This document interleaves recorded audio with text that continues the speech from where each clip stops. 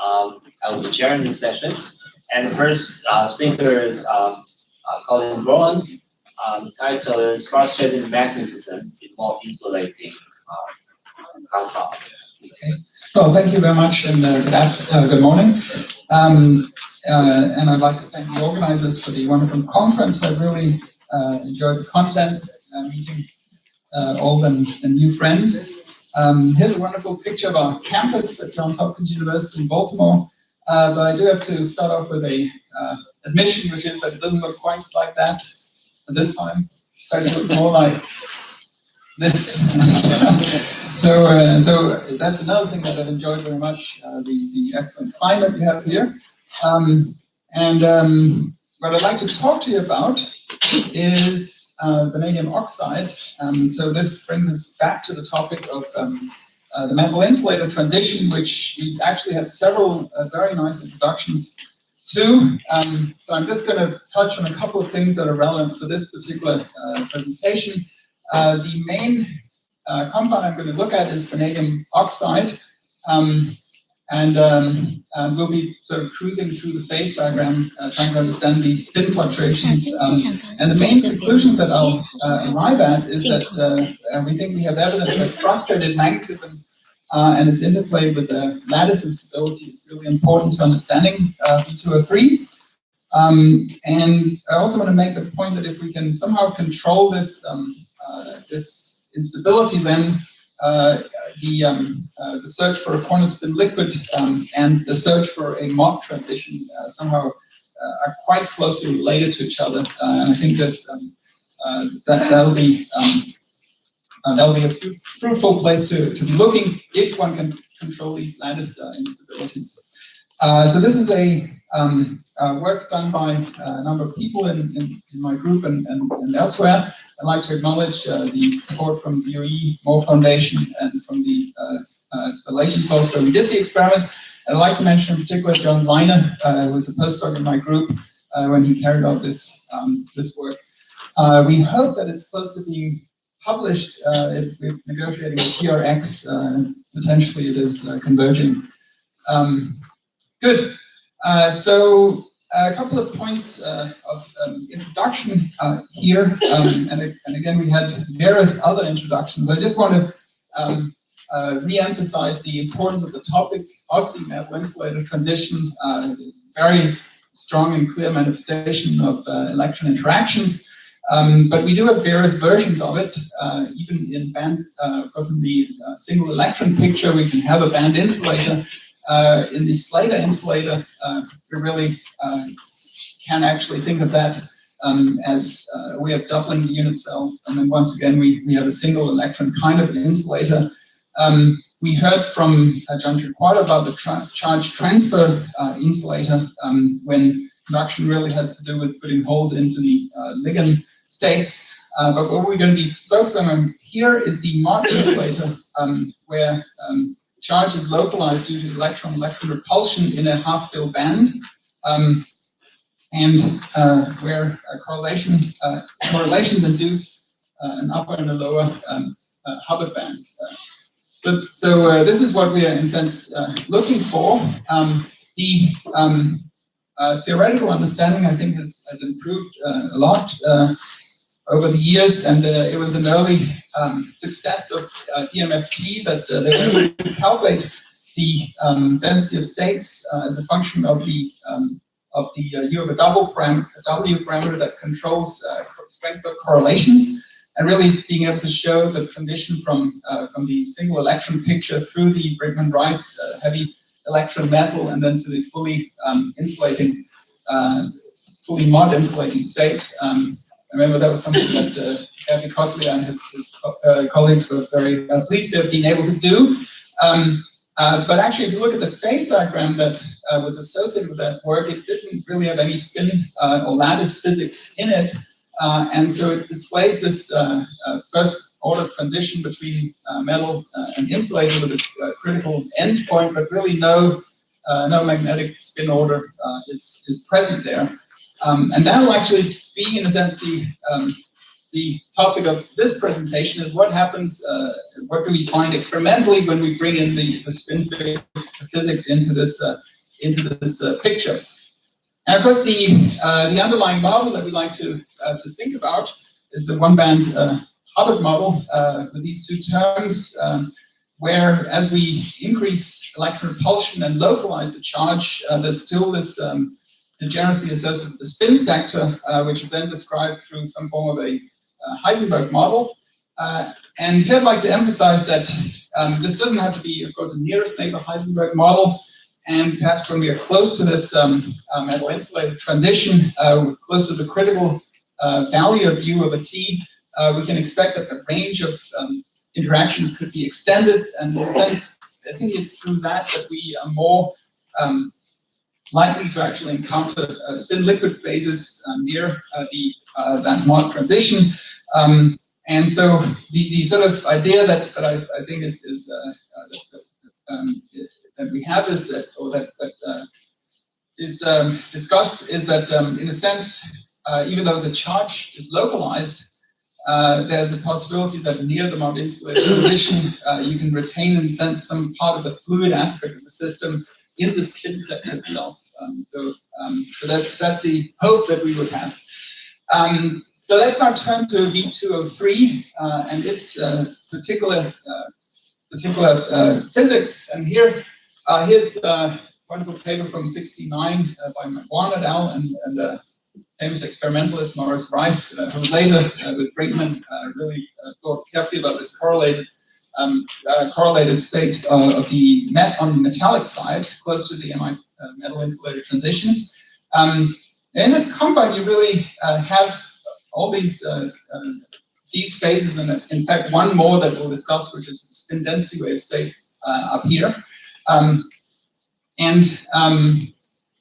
really, I think that the most kind of special thing about this compound is the presence of this transition, which is an isostructural transition between a metal and an insulator, where there's no magnetic ordering actually taking place. It's a first order transition and has a critical endpoint. And in a sense, what we are trying to answer in this work is what is it that's special about this compound that allows transition to be visible in this particular compound.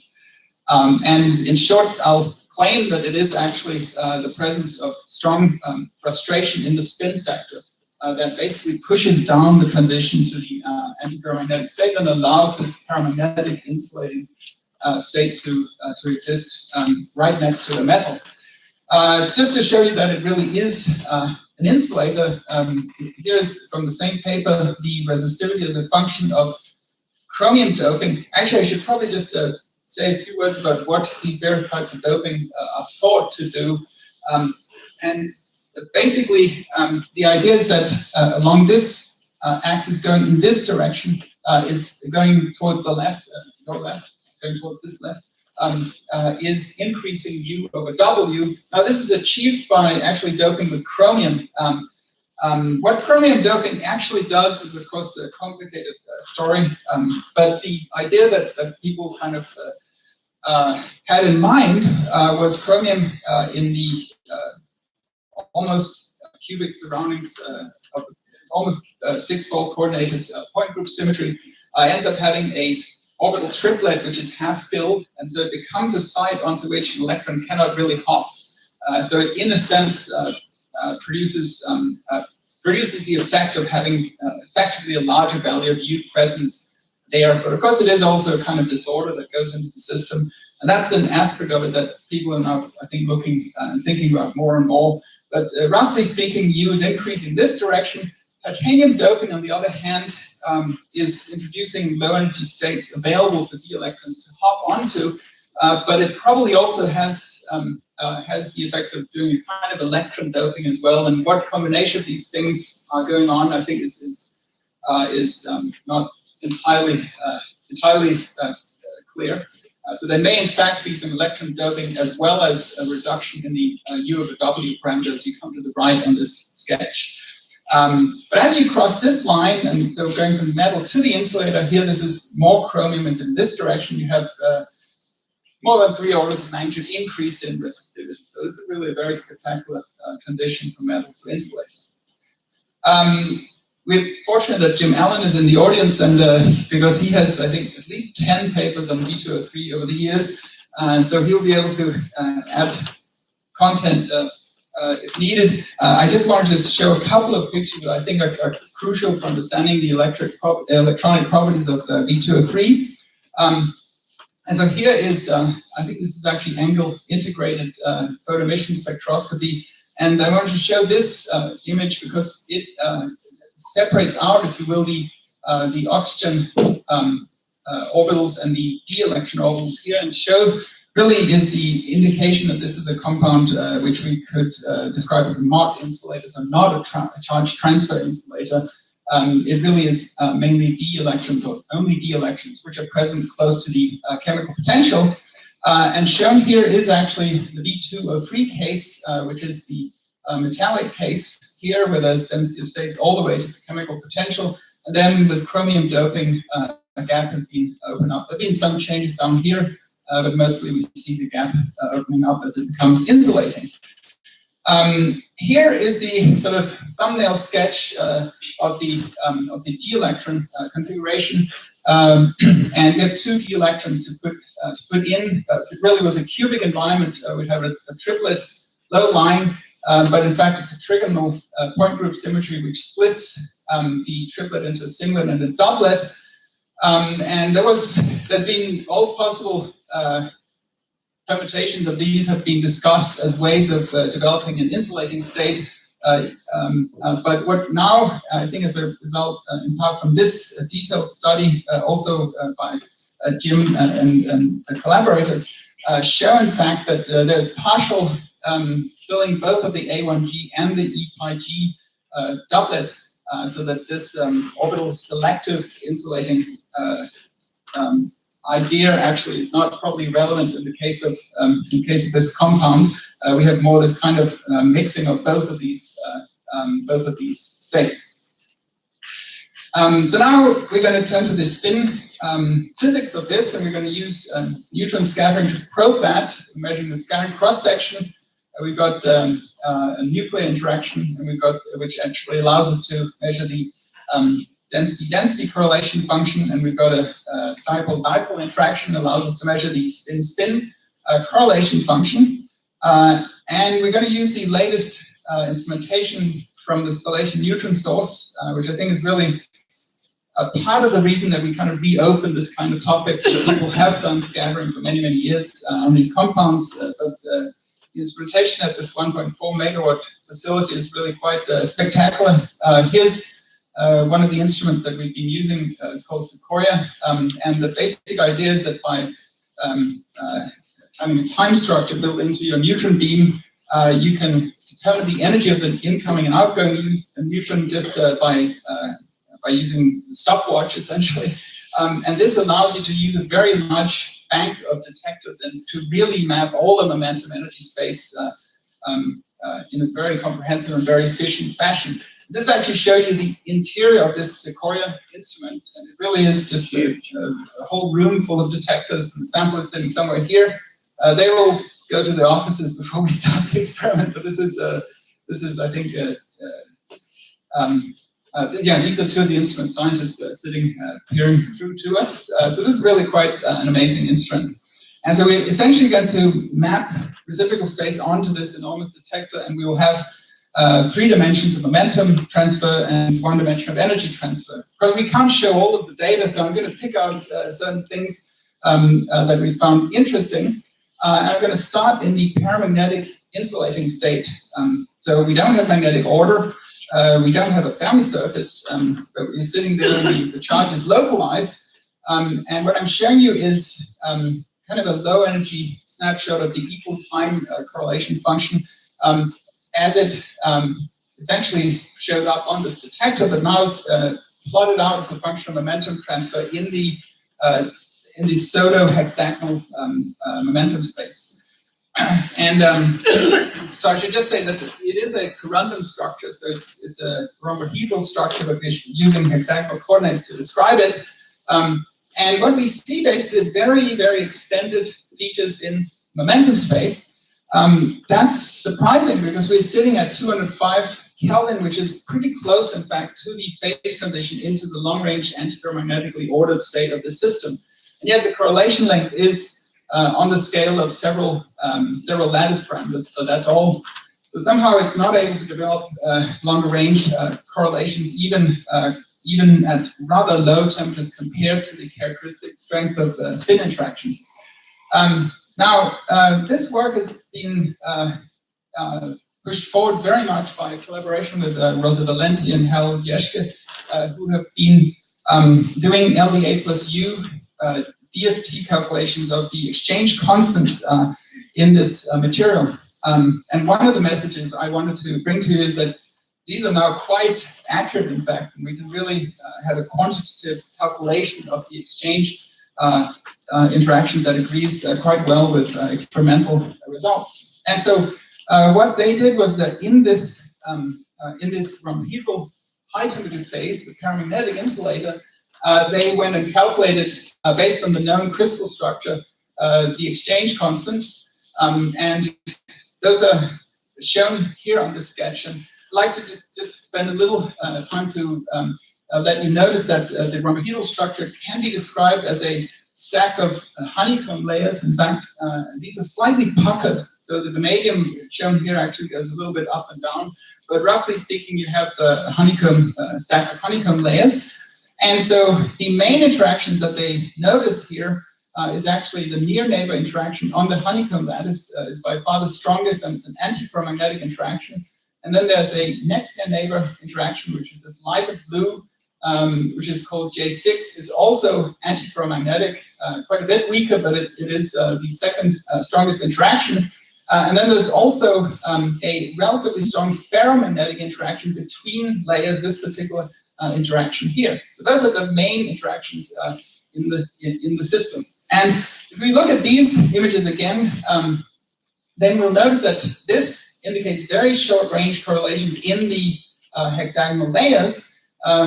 Also very short range correlations between layers. That's really because here I'm showing you the momentum dependence at a different value of wave vector transfer along the L direction, and it looks different from here. So there are some sort of correlations between layers as well. But because these are the dominant interactions, I'm going to first think about what would be the consequences of having a near and a next near neighbor antiferromagnetic interaction on the honeycomb lattice. Normally we don't associate the honeycomb lattice with frustration because it is a bipartite lattice. And so if J2, as it were, which is the near neighbor interaction on the honeycomb lattice, were dominant, then we would simply get this kind of bipartite uniaxial antiferromagnetic state.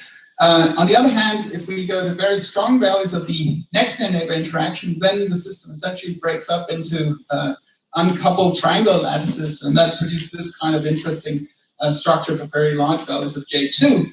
And in between, interesting things may happen, and I guess people are still doing various types of calculations to understand what might be the result of having interactions, having these the second near neighbor interaction in the range of 20 to 40% of the nearest neighbor interaction. This is a paper which indicated that one might have some form of valence bond crystal state with benzene type rings organizing themselves into singlets on this lattice. So there's some interesting spin physics that can occur on this lattice. And actually, if you take the DFT values from Valenti and company, they put you quite close to the boundary between the bipartite antiferromagnet and this valence bond crystal state. Now, bear in mind that I'm looking at a relatively high temperature. It was 205 Kelvin.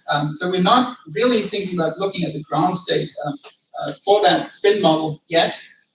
But suffice it to say that being close to this state may be a reason to expect why the correlation length was so short and why it looks as if we're so far from actually developing a magnetic order.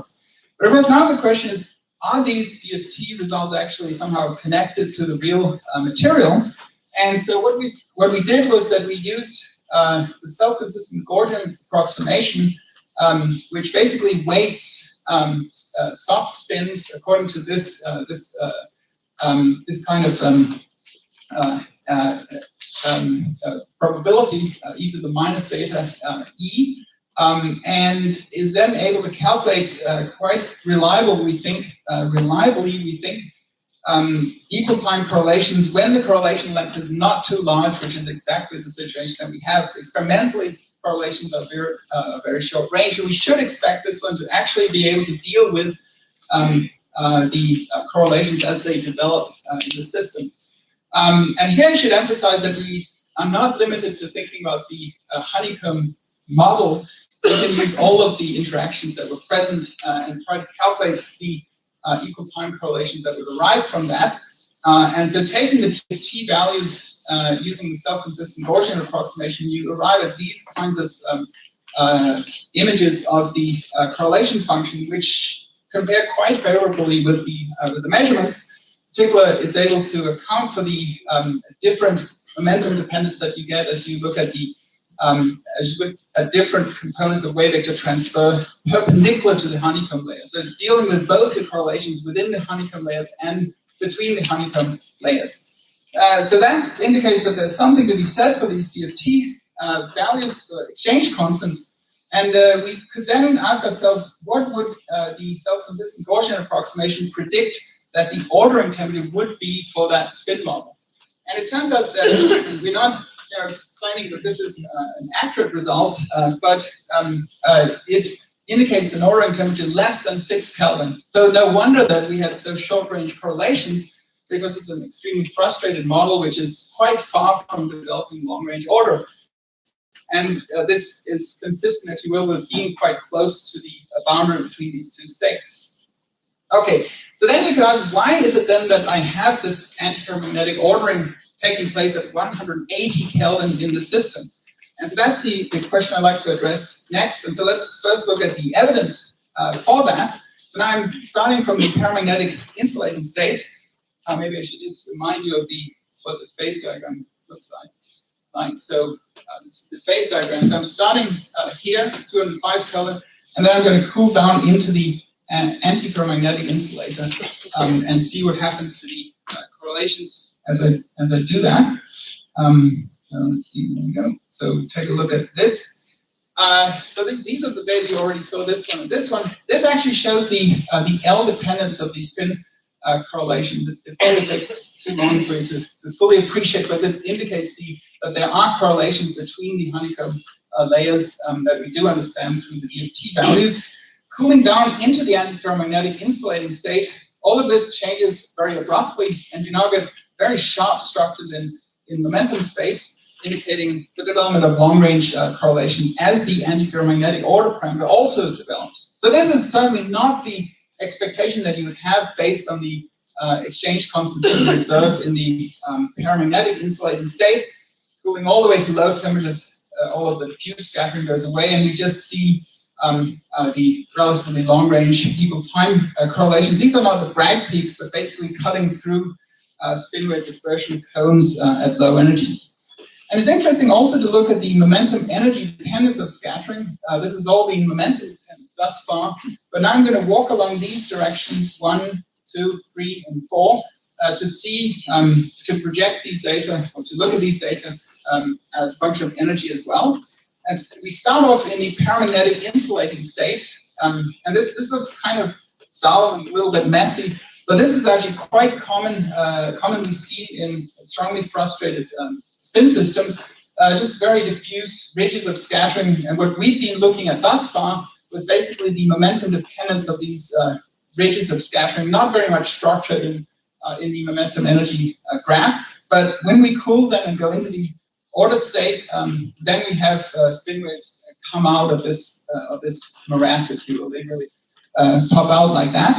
And then actually there's kind of interesting thing you can infer from looking at these data, which is that the inelastic scattering is being lifted up in energy, and it means that the energy of the spin system has actually been significantly reduced as a consequence. I'm needing to put more energy in to make high energy excitations than I needed in the frustrated state. So I really broaden the bandwidth as I go into the ordered state. Now, you can then take the DFT exchange constants and do regular spin wave theory to then calculate these spin wave excitations, and you get a pretty good agreement. It's not ideal, but you can sort of, a lot of the structures are reproduced just simply taking the DFT results directly. But of course, then you can also make slight adjustments to the exchange constants to have an experimental inference of the actual exchange constants in the system. That's what the next graph does. So here we've allowed ourselves to adjust the various exchange constants, and then we can pretty much account for the experimental data and all of this energy range. And this then gives us a column in a table of exchange constants where we have the DFT values now calculated for the monoclinic state compared to the neutron inferred exchange constants in this column for all of the relevant exchange constants in the system. So it just is a relatively complicated monoclinic state, so there are many exchange constants, etc. But I think we have it pretty well under control. And if you compare these columns, again, it's not like ideal, but the stronger interactions are accounted for, and the signs of the interactions are generally accounted for. Okay, so then I want to I want to infer one particular important result out of this table, and that would be that all of the interactions that we measure in scattering actually are what I will call satisfied interactions, not frustrated interactions. And this we can see by taking the product of the exchange constant and the correlator, and you'll find that for every single exchange interaction, that actually ends up being either zero in this case or a negative number. So when I have an antiferromagnetic interaction, I have an antiferromagnetically correlated spin pair, as opposed to the situation in frustrated magnet where that is not achievable. So I end up, in the frustrated case, having exchange interactions that cannot, if you will, come to fruition. But in the low temperature antiferromagnetic insulating state, there's been, if you will, a readjustment of all of the exchange constants, which allowed then for the development of this unfrustrated, long-range ordered antiferromagnetic state. And in particular, if you look at the near neighbor interaction on the honeycomb lattice, so this dark blue interaction, number 2, it actually splits out into 3 interactions once you go to the monoclinic state. And so this is the characteristic feature of this structural transition, is that it's actually breaking the threefold rotation axis, so that 2 of the interactions, beta 1 and beta 2, become or remain antiferromagnetic, and a third of while the third one actually becomes very small, in fact, and potentially ferromagnetic. And so that's, if you will, why I'm able to develop this kind of layered structure and really relieving the frustration that was inherent in the honeycomb model. This kind of physics is actually quite commonly seen in frustrated magnets. And I'll just give you a couple of examples of this. The basic idea is that normally we think of exchange constants as constants, but in fact, those are defined by some sort of maybe orbital physics or other high energy physics having to do with establishing the lattice structure. Normally we like to use a kind of von Oppenheimer-like clamped lattice approximation where we forget about the fact that the lattice itself has degrees of freedom in it, and that's when these become constant. That's fine as long as H actually produces a non-degenerate state, but if H, under those circumstances, produces a very degenerate manifold, then we should expect basically that various kinds of instabilities or orbital ordering transitions, distortion should be able to lift that degeneracy. And it happens in the case of the spin-piles transition for the spin-half chain. And what I'm showing down here is in the case of the spinel frustrated magnet, where you have a similar thing happening. Structural distortion really lifts the degeneracy.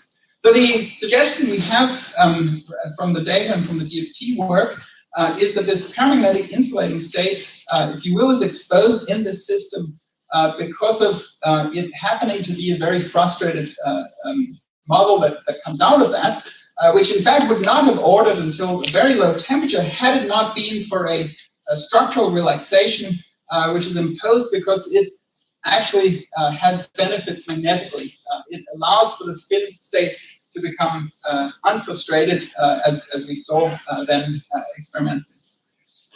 So then I'd like to, in the remaining brief time that is here, I'd like to talk then about what can we learn about the metallic state, which is in the proximity to this metal insulated transition.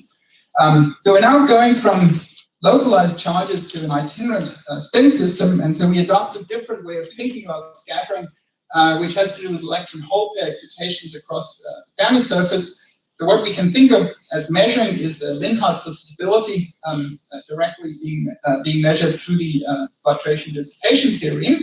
The data I was showing here are actually from chromium, where you can directly pick out these wave vectors having to do with nesting conditions on the Fermi surface. So we should be expecting that kind of physics to come out as well as we look at V2O3. And so what I'd like to do is I'd like to start here at 205 Kelvin in the paramagnetic insulating state. That's where we have these very broad structures in momentum space, which result from competing interactions on the honeycomb lattice we now learn. And so here's a chart of these very broad structures as a function of Q and energy. When we cross the phase, this Mott transition into the metal, you basically retain this broad structure which has to do with the frustration, but you acquire on top of that an extra modulation which has to do with the development of the Fermi surface as you get into the metallic state. And when you then cool down to lower temperatures, this becomes more coherent, and eventually, actually, you have the development of a spin density wave structure as a result of this nesting. So my point is that the momentum dependence in this part of the phase diagram actually is very closely related to that of the paramagnetic insulator, and consequently can be associated with the frustrated nature of the honeycomb layers with competing near and next neighbor interactions. And I think since my time is, getting towards the end, I just want to kind of go as a summary, indicate the frustrated paramagnetic insulator, which as a result of a lattice distortion brings me to an antiparamagnetic unfrustrated state. And I have in the metallic state still manifestations of the frustration that I knew from the insulator, but now with decorations on top of it, which eventually manifest in the realm of the development of a spin density wave at lower temperatures. So what we then see is that frustration somehow is a key part of thinking about the physics of V2O3. And so I wanted to ask if we look at other materials where this paramagnetic insulating to paramagnetic metallic state, that transition is sort of exposed, we could ask, is there also frustration involved in those systems? And I think in many cases, all of the information is not available yet, but in the case of nickel sulfide, selenium doped, you have this transition as well. This is actually a FCC lattice, so also with lots of potential for frustration. And so it'd be interesting to see whether this kind of physics also pertains in that case. We had a wonderful talk by Alun, who showed us the case of cesium-3 carbon-60, which has two different structures, both close packing structures with potential for frustration, though I think he was telling us that not visible so finely in the measurements on the cesium-3 C60 and the A15 structure. And of course, the organic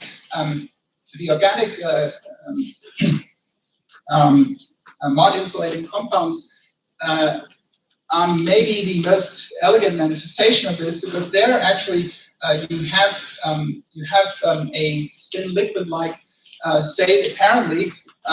In other words, for those triangular lattice systems, you do not end up having an ordered antiparamagnetic state. Perhaps what distinguishes this compound from the other, from V2O3 and nickel, sulfur and selenium, and the carbon-60 system, those were all 3D systems. Here you have the added knock against magnetic order, which is the quasi two-dimensionality, which perhaps allows then for the spin liquid to come out near the Mott transition.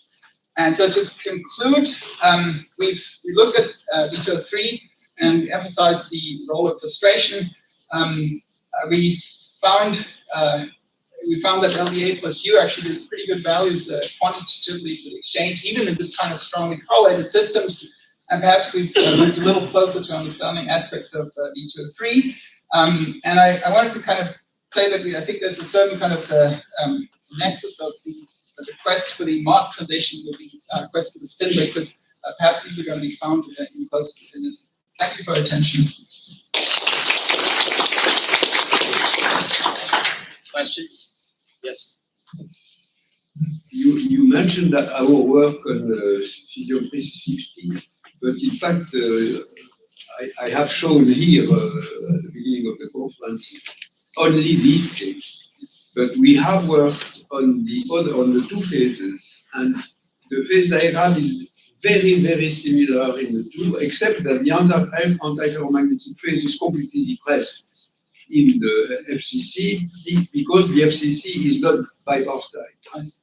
And there is a big difference with V2O3, which is that we don't have an anomaly. We have really a first order transition which is sharp and the same pressure up to high temperature, but which is very similar in the two phases. So the fact that you have disorder doesn't seem to play a large role in the paramagnetic insulator to paramagnetic metal case. That is, in the case of the FCC, we don't have this 50K line. It's well below, it's a few degrees. So in some ways, that's an illustration of when you go from the less to the more frustrated lattice, you're able to suppress this. Yeah, you quench the antiferromagnet, of course, but you do not change much the Mott position itself towards the paramagnetic metal. In the sense of the idea that we are working with is that had it not been for frustration, this phase boundary would have been significantly lifted. We may never have seen this transition at all. So it seems to me that this, this frustration has basically allowed this boundary to be pressed down more. Yeah, but the big difference here is that the antiferromagnetic eats the paramagnetic metal phase on the right. You see, the transition is. This one comes out. Yeah, that's true. That's distinct. Any more questions? Yes. Maybe I ask a very naive one. So you argue that the structural distortion actually allows this antiferromagnetic transition. Yeah. But can the opposite view be possible that the system like to order and then it makes a structural transition? Is there a calculation of the energy, how much is lowered by each of them? Well, okay, so this gets us into the kind of chicken and egg kind of situation. And that calculation that you mentioned, I think has not been done yet.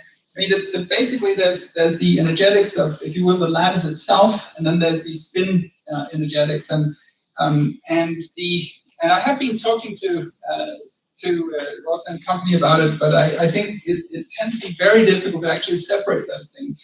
What I can say, experimentally, basically, is by looking at these kinds of images. Just as I mentioned, lifting spectral density towards high energies is certainly saying that you are reducing the spin energy by going into the ordered state. So that transition is certainly favored by the magnetic ordering. But the whole question of would it exist if there was no spin, and so that is we don't have an answer to that. My own impression, my hypothesis would be that it is really driven by the possibility of lowering the energy of the frustrated spin system by these various distortions is too attractive to avoid, and then the transition occurs. I have a very short question. So from this broad spectrum of this intensity, can you say that there's some spin-on excitations that could be? The spin-on excitations. Well, that I think the answer is really no, because we are in a kind of a thermal regime. So this is at 200 Kelvin. It's 20 millielectron, which is 200 Kelvin. So it's not really deeply in the quantum regime yet. It's really a heavily disordered system. And we would have loved to be able to cool it without the structural transition to see these kinds of things coming out. And okay, but that'll be in a different context. Okay. So, yeah. One last one. Maybe I have a kind of a two-part question. One is, if